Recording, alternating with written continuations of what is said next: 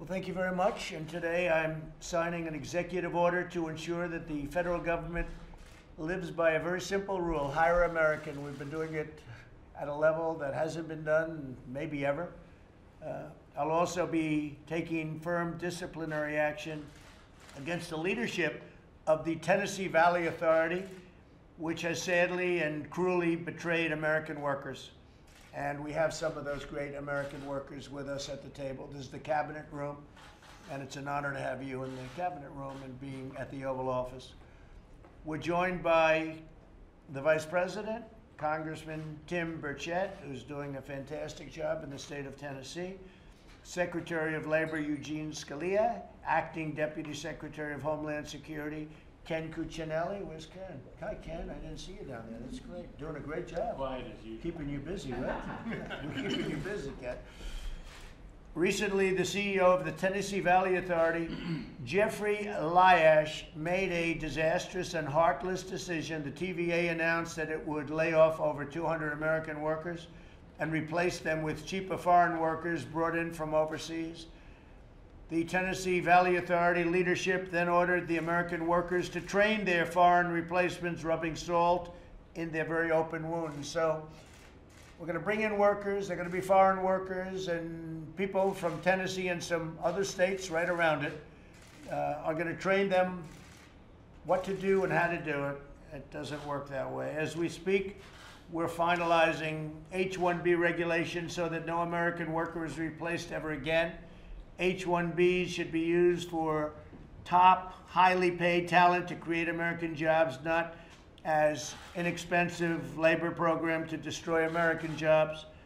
Sitting at the table are 6 of the TVA workers who were ordered to train the foreign labor flown in to replace them. I want you and your colleagues to know that my administration will not be putting up with. I happen to know a young woman who's been very active over the last couple of years because we were together on Disney and a couple of other things. Yes, sir. And it all seems to be working out pretty well. You're doing a great job. Thank you. And I thank you for it. But that's why I'm formally removing the chairman of the board, James Thompson, and board member Richard Howarth. If the TVA does not move swiftly to reverse their decision to rehire their workers, then more board members will be removed. We have the absolute right to remove board members, and the board makes the decision. I don't make the decision. I saw there was an ad on television talking about the amount of money that the chairman makes, and it's a ridiculous amount of money. But we have the right to replace the board, and the board is the only ones that get the right to then hire a new person. Furthermore, the board must immediately hire that new CEO who puts the interest of American workers first. The current CEO, Jeff Liash, is ridiculously overpaid. He earns $8 million a year. Did you know that? $8 million. He's the highest paid government official of any country anywhere in the world. Now, I don't know that you call him officially a government. It might be a public-private. It may be something. It's a long time ago it was established, the Tennessee Valley Authority. But he gets $8 million a year. So that was just a succession of deep swamp things happening, and it's a disgrace. But he gets $8 million per year, and I can think of about almost 100% of the people I know would take that job. And it's not a very hard job. I mean, you have not a lot of debt, not a lot of anything, right? Public service is just that. Those who take these jobs must be focused on the public good, not on personal profit. He would have taken the job for millions and millions of dollars less, but nobody asked him to do that. Okay, he would have gone for less. You could have had him for $4 million, $6 million, $7 million, $2 million, $1 million, probably $500,000 a year. But the new CEO must be paid no more than $500,000 a year, which is still a significant amount, more than the President of the United States makes. And I donate my salary. I've donated it. From what I hear, I'm the only president to do that. You have to check on that, but that's what I've heard. I'm very surprised to hear that, but I donate my full salary. I don't take it. The board must work to ensure the CEO does not receive a lavish compensation package upon his departure, too. We don't want him leaving and then he gets a big check for millions and millions of dollars. We want the TVA to take action on this immediately, lower energy prices in the states of Georgia, Alabama, Kentucky, Mississippi, North Carolina, Tennessee, and Virginia. I love all those states. Any additional states you can think of there? I don't know. Let's see. So we're talking about Georgia, Alabama, Kentucky, Mississippi, North Carolina, Tennessee, and Virginia. Great states. They're every one of them. So let this serve as a warning to any federally appointed board. If you betray American workers, then you will hear two simple words: you're fired. You're fired. It's ridiculous. The man's getting $8 million. It'll be interesting to see how much money he made before this, and I have no idea. Maybe he made more. I don't know, but I doubt it. But it'd be interesting to see. He got this position, must have been politically inspired, because I can think of probably almost everybody in the nation would have liked this position, including every one of the media folks across the table from me. I would say that everybody would have liked this position. So with that, we're getting rid of him in one form or another. Either the board's going to do it, we're going to do it, but he's gone. And he's done not a great job. He's done not even a good job in certain ways. Plants in Kentucky, he could have kept the plant open in Kentucky if he wanted to, even if they retrofitted the plant. And he didn't do that, did he, Congressman? He wouldn't do that. We asked him to do it. He didn't want to do it. We said, that's okay. And here we are doing what we're doing today. So we will get somebody for a much lower price. I want the saving, much lower salary. I want the saving to go to the people of these great states in the form of energy savings. And that's a pretty substantial number. So, Kevin, could I ask you to start off, say a few words? I certainly appreciate that, Mr. President. My name is Kevin Lynn. I'm the Executive Director of Progressives for Immigration Reform and the founder of U.S. Tech Workers. And thank you for paying attention to our ad, Mr. President. We founded U.S. Tech Workers 3 years ago to look at and inform the public on the great harm that's being caused by the outsourcing and offshoring of our skilled labor jobs. And Mr. President, I want to thank you for inviting us here on behalf of U.S. Tech Workers and the Tennessee Valley Authority. We appreciate your willingness to look at the endangered jobs of the Tennessee Valley Authority workers, especially in a time of pandemic and an election year, when you've been so busy signing documents that affect the welfare of millions of Americans. Taking time to ensure that these hundreds of workers under your administration can continue to provide great services to the American people, as they have since 1933, shows the people of Tennessee and beyond that you stand by your promise to keep American jobs with Americans. This is a historic moment that I'm hopeful will reverse the harm outsourcing and offshoring have done to our nation's productive classes. And it is my hope that Congress will join you, Mr. President, in making sure our workers are more secure in their jobs. Good. Thank you, Mr. President. So you're the one that took the ad about me then. I didn't know that. I'm just saying, I think he's the one that took this really vicious ad. Like, I hired this guy for $8 million and I had nothing to do with it. I said, what's that? But actually, you brought something very important up. Because when I looked into it, I said, this guy's actually making $8 million a year. And you did the ad. So you really made me aware of what was going on with the Tennessee Valley Authority, which has been a feeding pot for a long time. And a lot of deep state, a lot of swamp creatures, okay?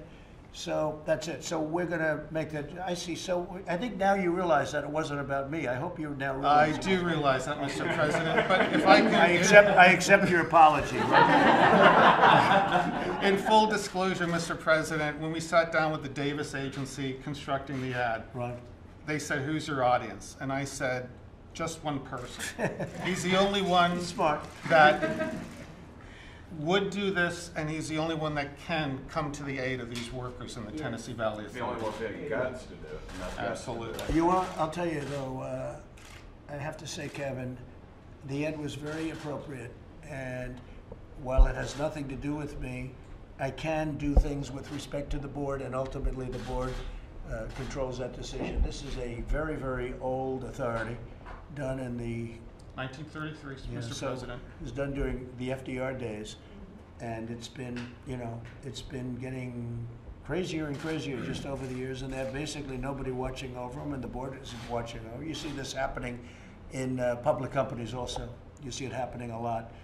But for essentially, I would say for a federal employee to be paid $8 million, now what we're doing is we're looking at the board members. How much are they paid? Because usually what happens is they pay, and then he says, you know, I think you ought to get more money, and everybody's making a lot of money, and your pricing for electric and utilities starts going up, and people say, I wonder why. I also see that they're doing a lot of things in terms of electric, which is very expensive electric. They're building facilities that are very, very expensive to build and don't work well. But we'll discuss that separately. But I appreciate it because you did make me aware of what's going on, and it's a terrific thing we're doing today. Thank you very much, Kevin. Please, Stacy, how are you? I'm doing fine. Mr. President, my name is Stacy Wetzel. I'm the son of a sharecropper. First, I want to thank you for being the great American president you are and for caring about and looking out for the great American citizens and workers. We thank you for that. I picked cotton from the time I was big enough to carry my own pick sack until I married. My wife and I have been married 47 years and have 7 children and 14 grandchildren. I began working for TVA in 1975 as a carpenter apprentice. Currently, I'm the system administrator on TVA's core team that's responsible for installing a $20 million computer system. Our team and the entire IT department have been praised and thanked multiple times this summer for the outstanding performance we've done. So it was shocking and devastating to be notified on July the 23rd that IT leadership had decided our team and a total of 40 workers would be terminated and our work done to others. This brings the total planned outsourced jobs to over 200 now in TVA information technology alone. We believe there are more planned to come. The 3 companies chosen to do the IT work are all 3 foreign companies that depend heavily on H-1B workers. We're required to train our replacements, as President Trump said. Apparently we're good enough to train but not retain. Using H-1B workers to replace capable and willing American citizens is turning entire American communities upside down. Left unchecked, it will turn our nation upside down and negatively impact our national security as certainly as our 50-year buildup of dependence on China for manufacturing has. Thank you, President Trump, for beginning to reverse that half-century mistake. American patriots will forever be grateful that you're also acting to blunt the misguided and out of control H-1B worker program. I thank you for putting American first and acting to stop this travesty. Well, you're a very powerful speaker, and so powerful that we just got a call. Mark just brought this in from the TVA CEO, and he's indicated a very strong willingness to reverse course.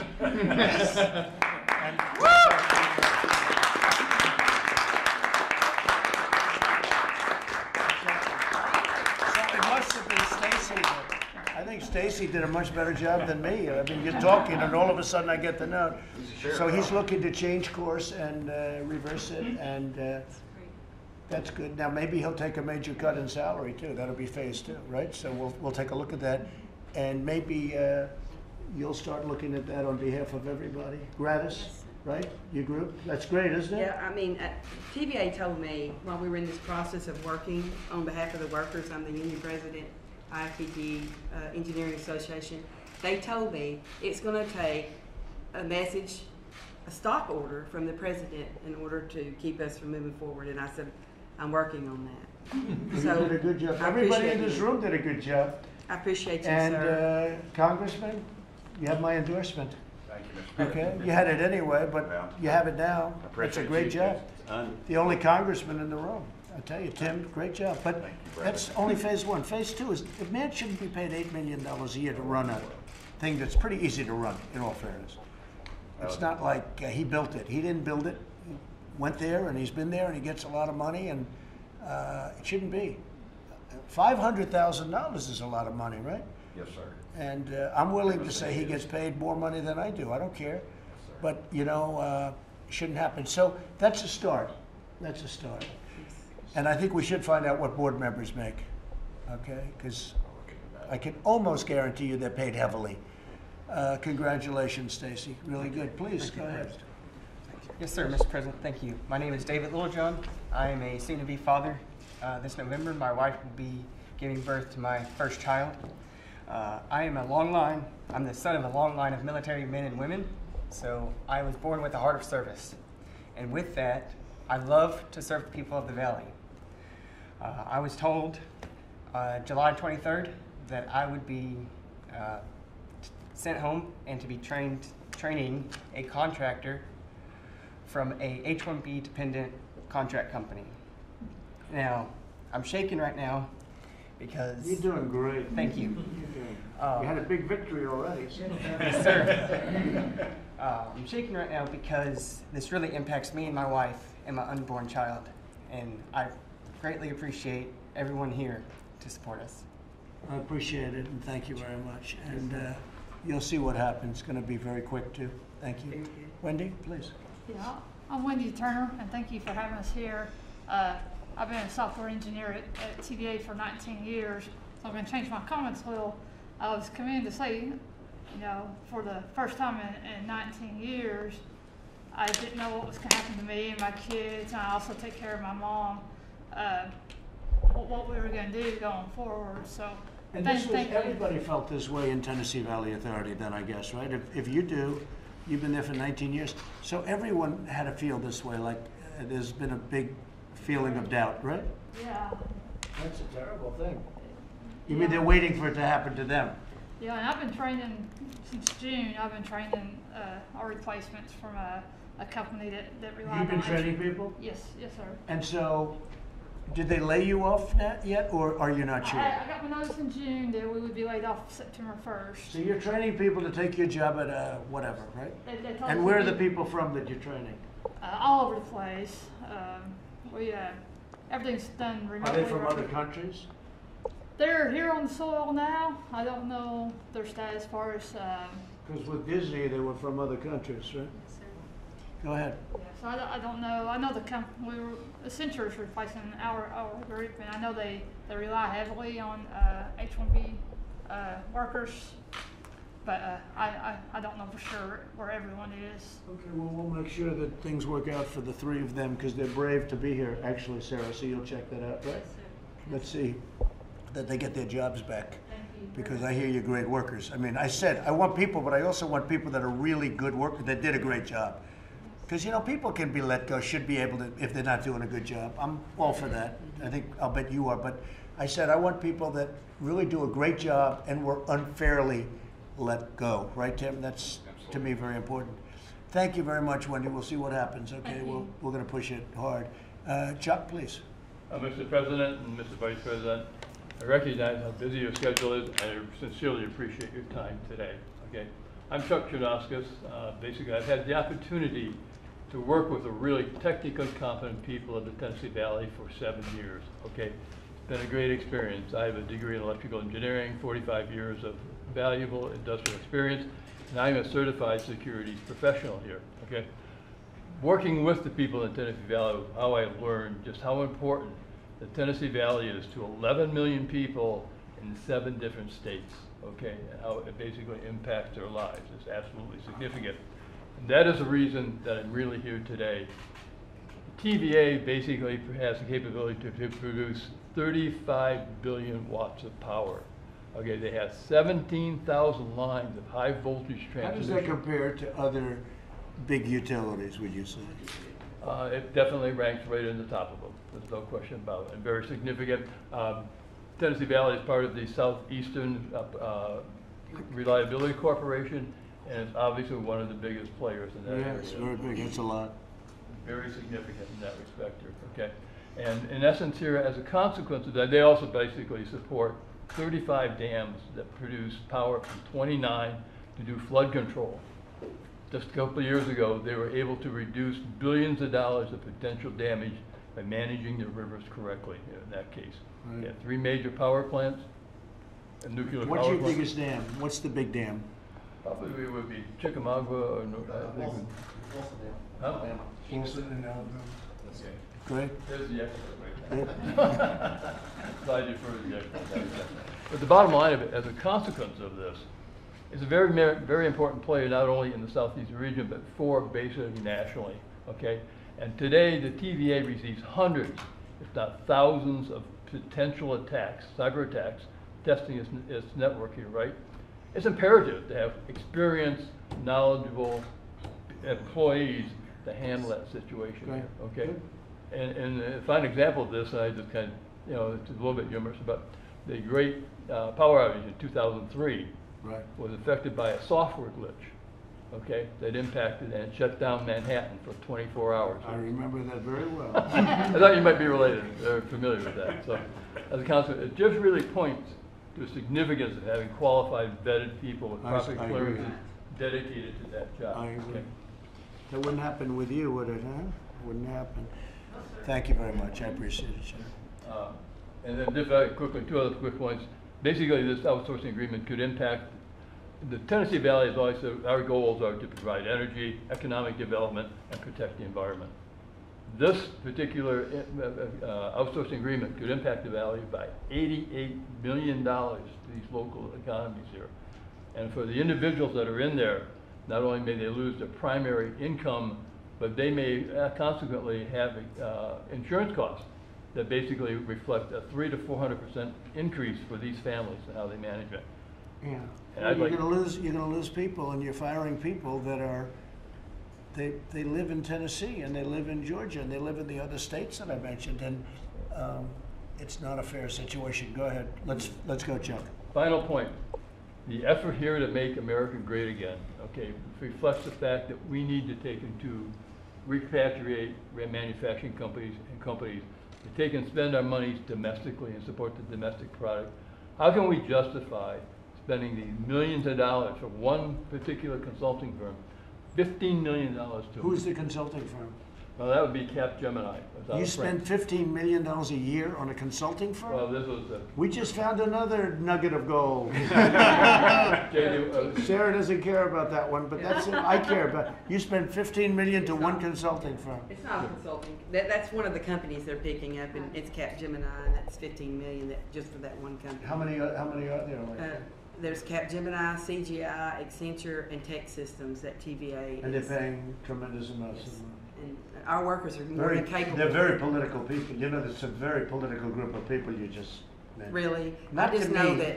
Not to me. I don't care. I don't care who they are, but they are very political. Well, I mean, when these people are more than capable of doing the job and have done it with excellence, and TVA says your matrix for your performance is above, it doesn't make sense. And what you're doing, I cannot tell you how much it means to me and for these workers. I'm very emotional because TVA is a large racket. They do their thing and nobody can touch them. And I believe today they've been It's a touched. racket. They've been touched. No, it's a racket. Well, we just found that out. No, it's a racket. And, I mean, I understand that the four firms that you just mentioned that are paid tens of millions of dollars, they're very political firms. You know, they may be good, but they're very political firms, and they do it for much less, much less. You could give them half. You could give them 10%. They'd probably do it for. Those are big numbers for a consulting firm. Well, they're not the consulting firm. They're the ones actually going to take these people's jobs. That's worse. Yes, it is worse. So, I mean, Tim, go ahead, please. Mr. President, thank you. Congratulations. Vice President, so much for this. My mama worked at TVA after at the end of the Second World War when Dad came home from the Pacific and married her, and then she went into education. But you know, working people are the backbone of this country. That's not cliche, and you've highlighted that so much with the trades and other things that I'm very appreciative of the fact. But I tell you what, dadgummit, if TVA wants to be Duke Electric, let them be Duke Electric, but they're not. And they hide behind the government skirt, and they use eminent domain, and their arrogance is beyond belief. You know, when they had the ash spill, people died, and then they're just, these poor country folks are just pushing them off till they all die off, till these lawsuits go away. It's ridiculous. And by the way, in Kentucky, when we wanted to have a plant open with a lot of jobs, they didn't even want to consider it. No, they didn't. It's arrogance. You're questioning them, and finally we have a president with the guts that understands business and government. And if TVA wants to be a government entity, they need to declare it and quit using. They hide behind. You know, they have their. You think Joe Biden would do this? Heck no. He wouldn't know you're alive. He would know. He doesn't know he's alive either. Get out of the box. No, can you imagine him sitting at this table right now? Wouldn't have a clue. No. Okay, so go ahead, Tim. No, I think you pretty much covered it, Mr. President. I'm just honored to be here, Well, I'm honored that you're here, and you've done a fantastic job. I thank you for standing up for working Americans. Yeah, well, we're going to get this finished too, so we'll get it finished, Sarah. Thank you very much, Tim. Yes, sir. Gene, please. Mr. President, thank you for bringing this group together, and this meeting has, I think, shown the very human impact on individual working men and women of a practice that's actually pretty widespread. And the way it's worked under our immigration laws for a while now is that a company that wants to bring in workers from overseas, wants to use the H-1B program for high-skilled workers, has to file an attestation with us at the Labor Department saying American workers aren't going to lose their jobs when I bring in these H-1B workers. And they have to say it's not going to hurt their wages. Well, what companies do is they bring workers in and then they lease them out to another company. And so you've got one company bringing them in and then leasing them to TVA. And it's true, the company bringing them in, their workers aren't being affected, but the TVA workers are. And so I took a look at this as your labor secretary recently, and I said to my staff, I said, well, if the workers are going to the other company, why doesn't the other company where they're actually going to be working and supervised also file an application and say, we're not going to affect U.S. workers either? And I said to my staff, why can't we do that? They looked into it, and Mr. President, today you're going to be signing an order that requires that change. So going forward, when those workers are going to another company, both companies are respected. And that's a change we'll make. We'll do it together with the Department of Homeland Security. I just want to mention one other thing we're doing together.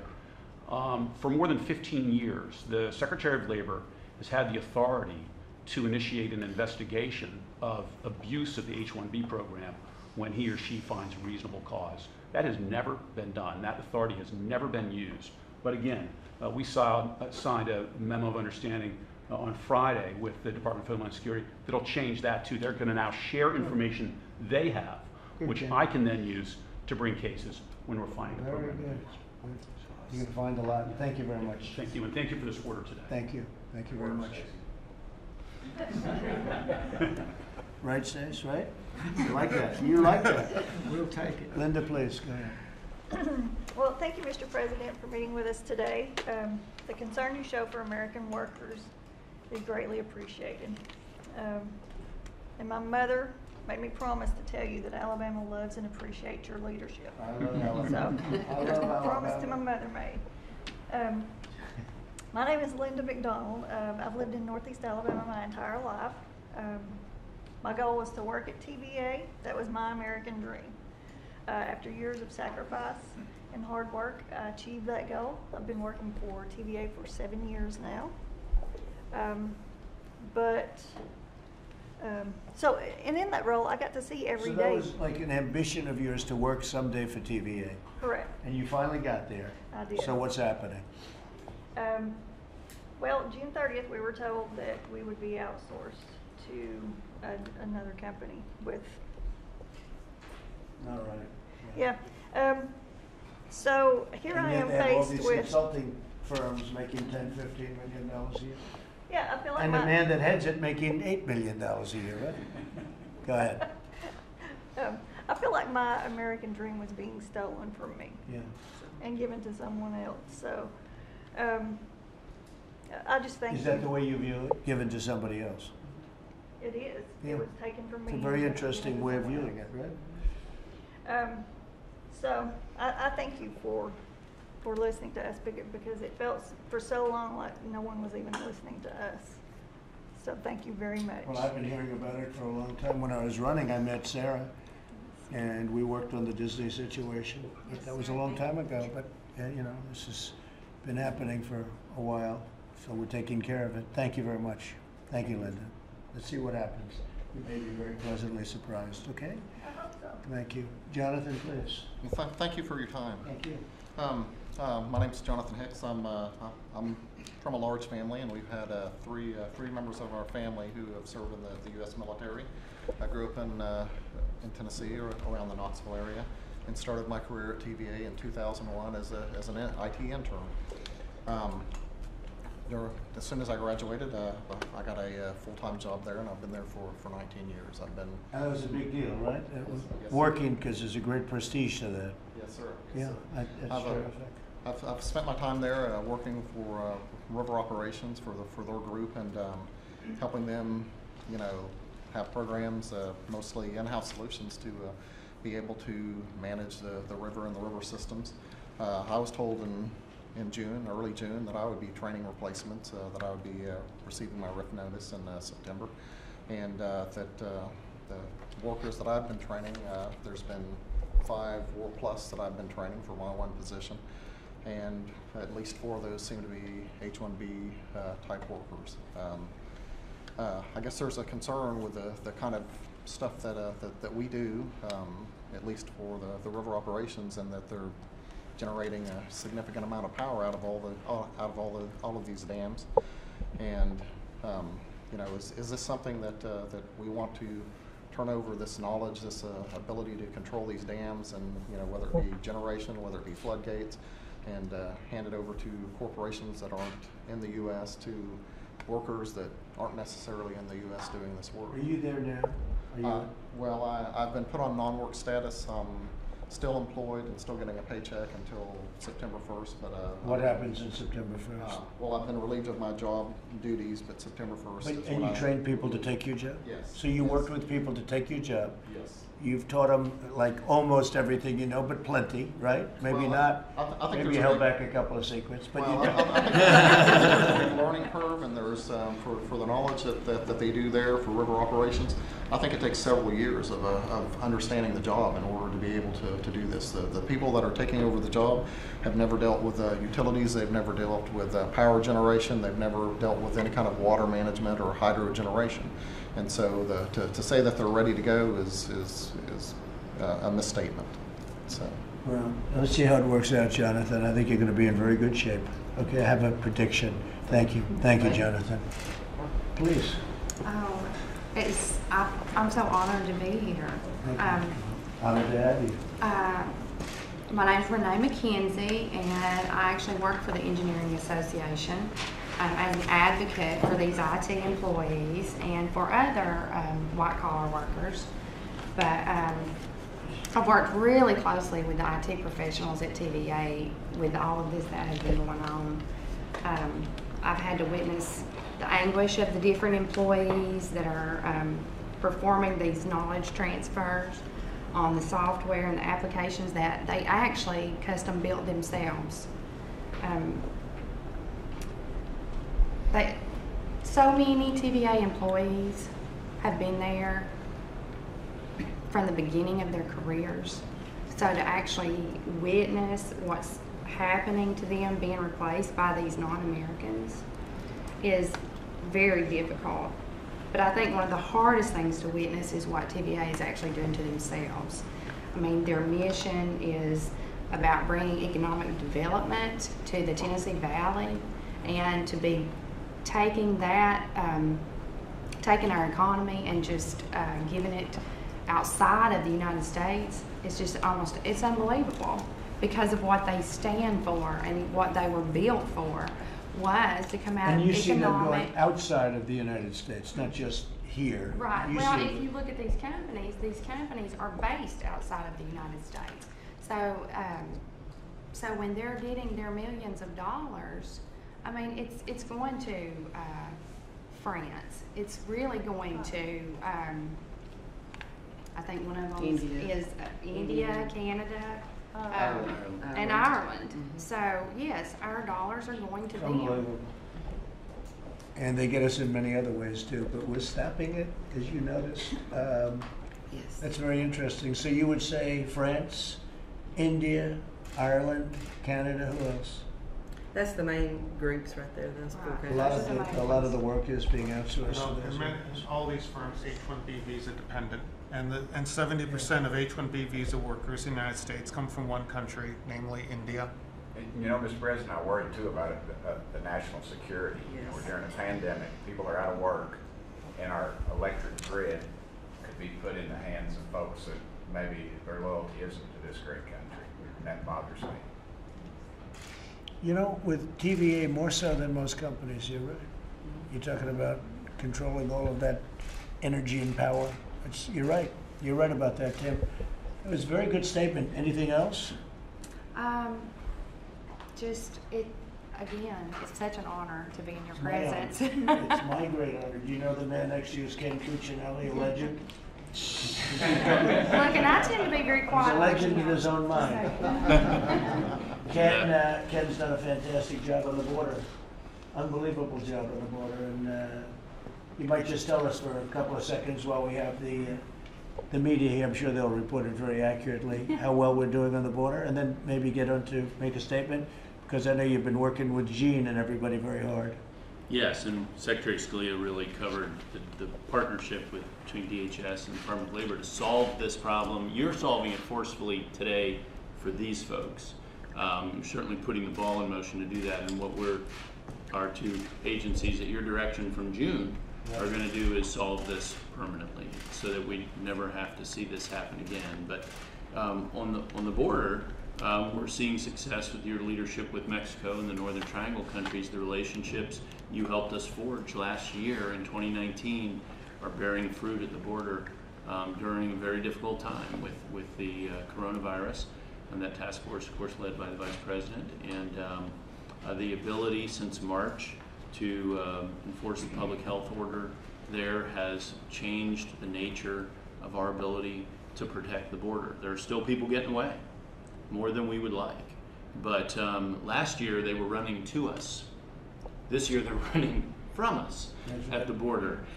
It's a bit different, and over 80% of the folks that we're apprehending are being returned to Mexico in under 2 hours, which is astonishing. It's just an astonishing. It used to take, in some cases, years. Right. Years. Absolutely.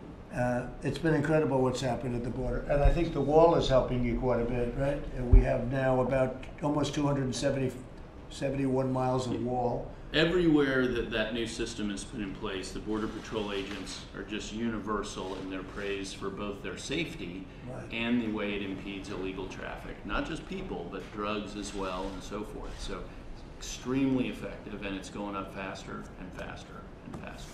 They had a human trafficker the other day saying that they used to go out and they'd traffic in human traffic, mostly women and children, but mostly women. And they'd bring them across the border, taped up and horrible. And this guy was saying how they used to go up and they'd make a left turn. They'd make a right and then a left into the United States. He says, and now we just keep driving, and there's this massive wall that nobody gets through. Nobody's getting through that wall. That wall is the real deal.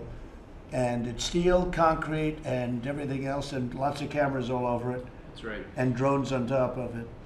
And people aren't getting through, but it's been an incredible It's a real success. force multiplier for the Border Patrol, I know. Yeah, and Mexico's helping us a lot. They have A lot better 27,000 partnership. soldiers. A lot better. I remember how people complained about how you were pushing them so hard last year, but the partnership that's grown up with Mexico Yeah, it's good. has been the best we have really had in decades, if What they not say. forever, in cooperating and They securing. have a very good president who was just here 2 weeks ago. He was. He's really doing a good job. And we have 27,000 Mexican soldiers guarding the border.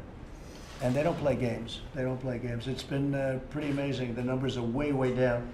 And we want people to come in, but they have to come in legally, and that's They what gotta we're come doing. in legally. You're That's doing a right. fantastic job. Thank you very much. Thank you. Appreciate it. Okay, please go ahead. You can finish up. Yeah, I appreciate you so much. I really do. As I said earlier, I'm the union president for the workers that are represented by this move that TVA has taken. I've met earlier with Tim Burkett, and he told me how disgusted he was with it. But that was earlier. We've really tried to get our voice heard. We've been screaming, hey, hey, help us out. Finally, U.S. tech workers came out, kind of put a commercial together, and we're, that got your attention, and we appreciate it so much. I've lived my whole life in the Tennessee Valley region. My uncle was worked at TVA during World War II. He laid his job aside and went and served and perished in that war. My mother told me TVA was a great place to work, and I've worked there now 35 years. This means a lot to the people of the Tennessee Valley region, more than you'll ever know. I know that consulting companies looked at what to do with this IT work. They're now looking at what to do. The same consulting companies are looking at what to do with transmission work. That transmission that grid's got to be protected at all costs. I mean, we cannot afford to let someone else who may not have the loyalty to our nation have the grid. And I think that some of these workers here at this table, IT workers, that's one of the biggest things they've said to me. There's a large chance that we will be breached, and we can't do that. And we tried to say all those things. But with our people running it, a very small chance, from what I understand. Yes, right, with the right people running it, right. But you can't give it to just anybody, and that's why these workers at TVA are so important, and I appreciate you and all that you're doing for us. Are the people that you're representing, because you represent a big group of people, are they all nervous, like the folks at the table, like Wendy? Yes, they're going, are we next, Gay? Is this what's coming next? And my answer is not Tell them on my no. watch if we can help Tell it. them no, they're not next. Thank Okay? you. You can tell them. I think we can say that. So, thank you very much. Thank you. I just think you bringing TVA back to their mission of service to the people of the Valley, service the people of the Valley, and to this nation is a pivotal moment for the Tennessee Valley Authority. So right now their mission is taking care of a lot of consultants and a lot of people and paying heads of this whole thing $8 million a year. And you'll find a lot of other things in there that are crazy. Well, people over profit, and that's What what do the you're people doing of here. Tennessee think when they hear that the head of TVA, which has been running for a long time, and in all fairness, not a very difficult thing, there are many people who could do it. What do they hear when they hear, and they think of government, you know, it's sort of semi, I guess you call it public, private, but there's no private really when you think of it. So it's a board member. What do they think when they hear that the head person is making $8 million a year, which is, by the way, I said it before, the most highly paid person anywhere in any country if you call this government, which it sort of is. What do they think when they hear? Do they know he makes $8 million a year? Well, they do now after Kevin's commercial, but they're pretty shocked. I mean, and in fact, I think the workers even, I think some of the workers at TVA have been shocked about that. Yeah. It is a lot of money. But people have known, I've known actually before the commercial, because we were looking at it, we sent them notices a year ago and 2 years ago, saying we want some information. And, you know, people have known this. I just can't even imagine that somebody gets paid $8 million a year. Well, the difference. It's the most sought after job. It has to be the most sought after job in any country, in any government. Right, Tim? You take the job. Would you resign from Congress immediately? Take it for 1 year. Huh? You only need it for 1 year. You don't No, you don't know my wife. Tim would take it. That's it. President. He'll take it only for a year. You just need it for 1 year. That's right. Anyway. Yeah. So the workers, they are surprised at that, but you know, back to the days of Kilgore and having worked there so long. I tell people I started when I was 8 because I can't believe how long I worked there now. Right. But the truth is, there are very capable people at TVA that love the TVA and the mission that they really were put together for, and would love to take that job. I even think they like your president, your current president. I'm not sure about Tennessee your past Valley president. that's right. The boats on the lake, I'll say. Trump, yeah. No, they're great. They're great people. And say hello to them. Just say hello. They're great people. Sarah, why don't you just discuss it real quick, and you can maybe work with us in getting it all done very quickly, okay? Of course, President Trump, thank you for having us and having everyone here and for all you're doing with regard to immigration. Immigration should be about America, Americans, and the immigrants. Right now, the way it was before you started working on it, it's always been big business, big tech, and universities. And with you, we are working to make immigration in America for the right reasons. And the Protect U.S. Workers endorsed you in 2016. We endorsed you in 2020. And we know for a fact that slow Biden and the Democrats will never push towards immigration that benefits Americans, America, and the immigrants. And I think they hide behind nationalists are bad, immigrants are kind and good, and if we are against the immigration the way it is now, then we are racist. But the reality is, if you can keep immigration the way it's going now and the way Joe Biden will push it, the problem is you're actually benefiting the big tech billionaires and universities, and that is not what immigration is about in this country. Thank you. Where did you come up with the name Slow Biden? You know, so many people want me to use that term, and I say it's too mean, it's too nasty. Oh, no, that means And you just come up with that term. Where did that come from? Is it? my son, actually, who's 11. He's 11? Yeah. If he's 11 and he said he's slow, then he shouldn't be president. How your son fit? Great job. Actually, during the rallies in 2016, you met my son, and he had a Thor, and he dressed him up like President Trump. Oh, that's good. Yeah. Good. Thank you. That's very nice. Thank you, Sarah. Thank you. Great job you're doing. Thank you so much. Thank you. Thank you for all you do. We'll knock it out, Sarah. Well, thank you, Mr. President. I'll just be very brief. 4 years ago, when you ran for this office, you said the forgotten men and women of America would be forgotten no more. You said that we put America first, American workers first. You said that American workers would have a seat at the table in this administration, and we deliver real results.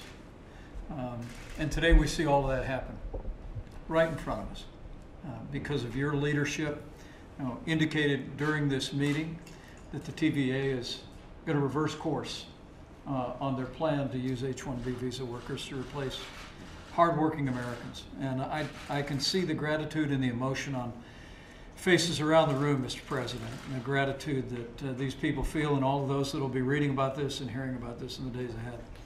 But I also just want to say finally to all the great Americans who gathered here, been willing to speak up, know that with the executive order the President is signing today, we're not just solving your problem.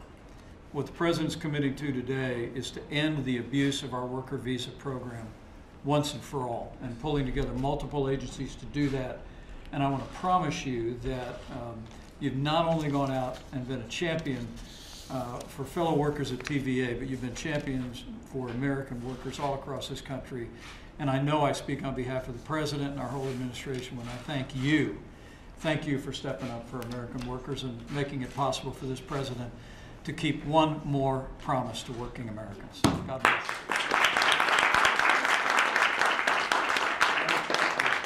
So we're going to sign a little document now. Is that okay? I would love that. All right. And it's a very important one, aligning federal contractors and contracting and hiring practices with the interests of the American workers, which is very simple, which actually just boils down to pretty much what we're talking about today. Okay? Thank you so much.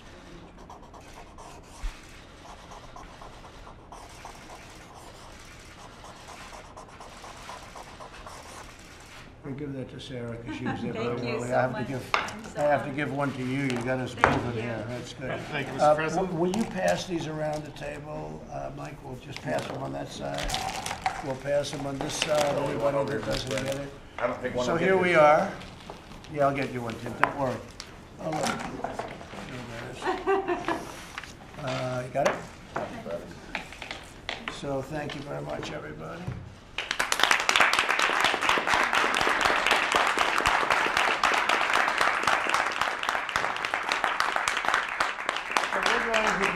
We're going to be discussing very shortly a immigration bill which covers this and many other things.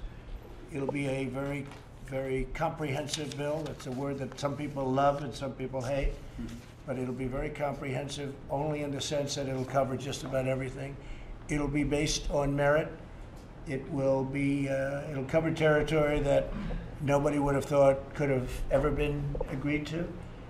And I think it'll be bipartisan in the sense that people are going to like a lot of the things that are in there. Probably some people won't. We're going to have that, and we'll probably do it maybe a little bit after our convention. We'll sign it after the convention. Likewise, we're going to be doing healthcare bill, act, and it will be extremely comprehensive. It will cover a lot of things that nobody thought you would be able to get. And I mean in a positive way, and I think it'll be very popular, and it will be a great thing for our country. In addition, we have many other things, but immigration and healthcare doesn't get much bigger than that. Immigration will be very merit-based, but it'll be great for the worker, and it'll be great for people coming into our country, but coming into our country legally and loving our country and wanting to help our country, as opposed to people coming in and they don't like our country. You see that with certain of our politicians that ran for office. I say, I don't think they like our country too much. All they do is complain. And you would never tell them to go back to their own country because that would be inappropriate, wouldn't it? But all they do is complain about our country, and their country is going to hell. So, you know, it's sort of an interesting phenomenon. So the merit-based immigration is going to be incredible, and the health care bill or act is going to be something that I don't think anybody in this country thought they'd ever see. And we've done much of that. If you look at some of the legislation that we've passed, Ken, I think you can say very strongly we've gotten things passed that nobody thought would be possible. Whether it's right to try, that's where you're terminally ill and you don't have a right to use our great medicines because they haven't been approved. They're in a line of approval, and it takes a time. We've cut the time in half, by the way, for approval by the FDA. But people are sick. We have very promising drugs, and they're not allowed to use them because, I mean, they're terminally ill, and they wouldn't let them use them because of liability and other things. But I got that taken care of, so right to try was a very important one. Getting Veterans' Choice was so important. Having Veterans' Choice, nobody thought we could get that. Hasn't been done in 50 years. They haven't been able to get it. We got Veterans' Choice. We got Veterans' Accountability because we have so many other things, so many things. And on the border, Ken, we've done things that nobody thought would have been possible, right? Do you want to name a couple of them? Making enormous progress in the, especially in the regulatory arena, reestablishing the 140-year-old American tradition of inviting immigrants here who can stand on their own 2 feet, as much like Sarah had said, and to add to this country and not, while not becoming a burden on the country. We've also, the security that you've advocated for and pushed us to achieve has been unprecedented on a border that we still have more work to do. But the amount of improvement in 3 years is just extraordinary. That, and one more piece of legislation you know is near and dear to my heart that you led is criminal justice reform, which was, you know, lots of people before you talked about it, and this is the first administration to do it. Nobody else could have gotten that done. Nobody. That's right. And we really thank Ken, but we thank a lot of people that came through. By the way, some conservative, very conservative, really wanted it, and some liberal wanted it, but we got criminal justice reform done. Nobody thought that was possible. Biggest beneficiary is African Americans and Hispanic Americans, I would say, and Asian Americans, the groups, but tremendous benefits. And you know, it's really amazing. When we got that done, we have people supporting that I would have never thought would have supported it. Not for bad reasons, but they would have never supported it, and they actually led the way. It's pretty incredible. Criminal justice reform was a big deal. You know that, Tim. So you were helpful, actually, and I appreciate it. And thank you very much. Anybody have a question? Yes, Mr. Yeah, President. please, go ahead. Go ahead, please. Mr. President, on TikTok, you said over the weekend that you were planning to ban it. I know that you spoke with the CEO of Microsoft after that. So could you give us an update on where you're at? We had a great conversation. He called me to see whether or not how I felt about it. And I said, look, it can't be controlled for security reasons by China. Too big, too invasive, and it can't be. And here's the deal. I don't mind if, whether it's Microsoft or somebody else, a big company, a secure company, very, very American company, buy it. It's probably easier to buy the whole thing than to buy 30% of it, because I say, how do you do 30%? Who's going to get the name? The name is hot. The brand is hot.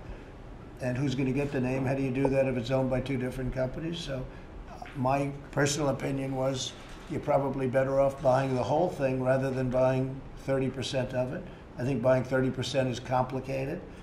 And I suggested that he can go ahead, he can try. We set a date, I set a date of around September 15th, at which point it's going to be out of business in the United States. But if somebody, and whether it's Microsoft or somebody else buys it, that'll be interesting. I did say that if you buy it, whatever the price is, that goes to whoever owns it, because I guess it's China, essentially, but more than anything else.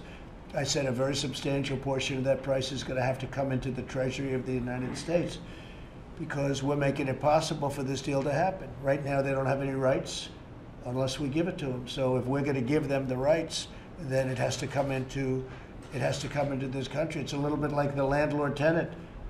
Without a lease, the tenant has nothing.